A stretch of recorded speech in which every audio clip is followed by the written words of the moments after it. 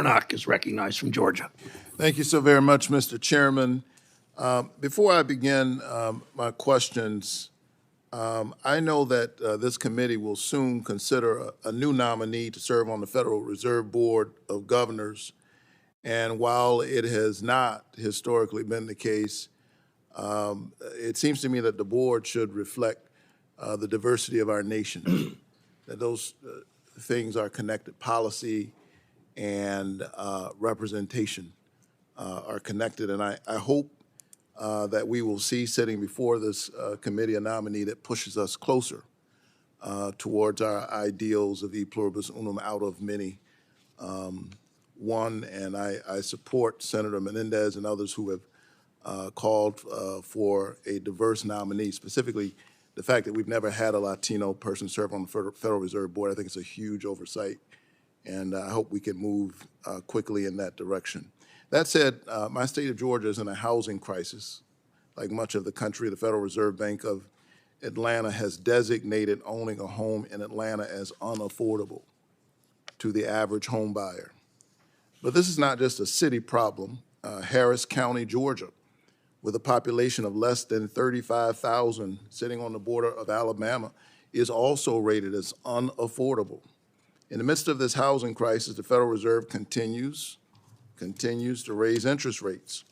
This makes mortgages a lot more expensive for families, especially young families looking to buy a house. According to the National Association of Realtors, the share of first-time home buyers is at an all-time low, while the average age of a purchaser is at an all-time high. Chair Powell, you have said that there has been, quote, an imbalance in the housing market.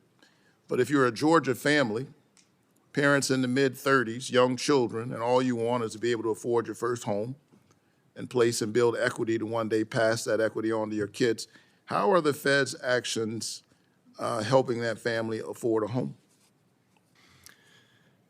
Our mandate is to provide maximum employment, use our tools to foster maximum employment and price stability. And we're using those tools really now to restore price stability at a time of the highest inflation in 40 years.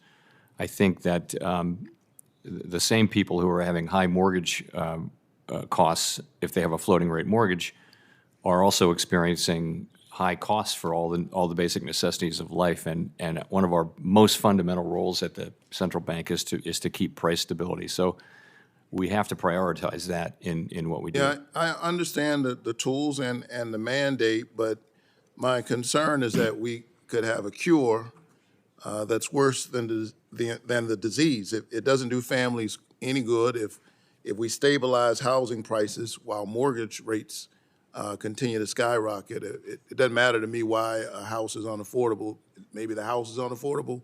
Maybe the mortgage is unaffordable. Unaffordable is unaffordable. How does the Federal Reserve consider the total price of home ownership, including costs of mortgages, in executing that mandate to keep prices stable? Housing inflation is a very important component of various inflation indexes, and the way that's calculated is the economists look at rents, and then for people who own a home, they impute a rent depending on the value of the home. So it actually does factor in, and I would say the measures of new leases that are being signed and new housing prices show significant declines in inflation, not in price, but in inflation.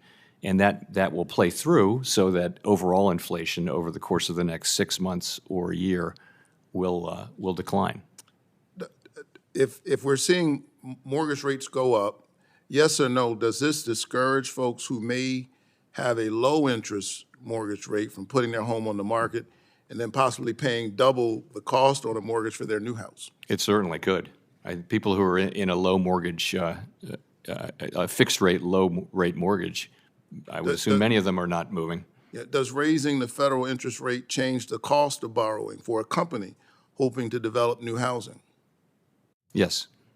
Does it make it more expensive for suppliers to finance expanding production to meet supply needs? It does. Does it give businesses less wiggle room to offer higher wages and attract qualified workers? Indeed. So all of these actions have to be taken into account. Federal Reserve does not control housing supply, but its actions do have a massive effect on housing supply. And some of these supply effects, it seems to me, will be felt for many years, well beyond when interest rate hikes have slowed or rates have even gone down. And I know you've got a difficult job and a tough situation, but I just hope that the Fed will think more about its actions and how they affect housing supply, even as it attempts to control housing demand. Thank you. Thanks, Senator Warnock.